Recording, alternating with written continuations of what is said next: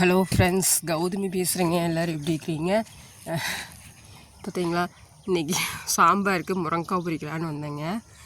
முருங்கைக்காய் நியூஸு கேட்டிங்கன்னா நீங்கள் ரொம்ப ஷாக் ஆகிடுவீங்க. இவ்வளோ மரம் இருக்குது, ஆனால் முருங்கைக்காய் இல்லைங்க. இதுவும் நமக்கு வீட்டுக்கு தேவையான முருங்கைக்காய் இருக்குங்க.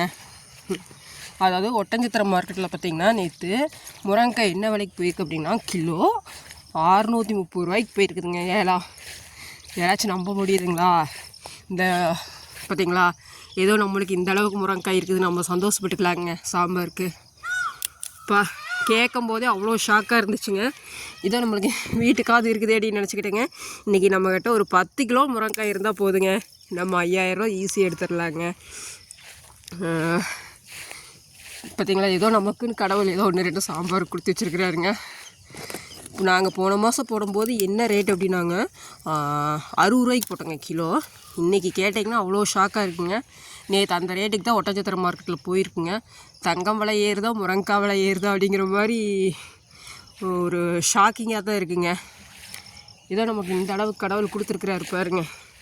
ஆனால் நமக்கு பாருங்கள், விலை இருக்கிறப்ப முருங்கைக்காயே இல்லை பாருங்க. இதோ நம்மளுக்கு தேனும் 2 கிலோ வரும், அவ்வளோதான் இருக்குங்க. அதுக்கு மேலே முருங்கைக்காயே இல்லைங்க. ரொம்ப ரொம்ப ஆச்சரியமாக இருந்துச்சுங்க, இவ்வளோ ரேட் போயிடுச்சே அப்படின்னு. ஆனால் விவசாயிகளுக்கு சந்தோஷம் இருக்கிறவங்களுக்குங்க, வாங்குறவங்களுக்கு கஷ்டம்தான்னு வச்சுக்கோங்க. ஆனால் என்ன அப்படின்னா, கரெக்டாக இந்த டைமில் வந்து எங்கேயுமே வந்துட்டு முருங்கைக்காய் இல்லைங்க. மரம் பார்த்திங்கன்னா இப்படியே தான் இருக்குது பாருங்கள். ஏதோ 1-2 காய் தான் இருக்குதுங்க. இப்போ தான் 1-2 அந்த பிஞ்சு இருக்குது, அவ்வளோதாங்க. நெருக்க சொல்கிறேங்க 630 ரூபாய்ங்க நேற்று ஒட்டஞ்சத்திரம் மார்க்கெட்டில். அதே மூலனூர்லேயே என்னமோ வந்துட்டுங்க 700 சில்லற சம்திங் வந்து சொன்னாங்க ரேட் போனது.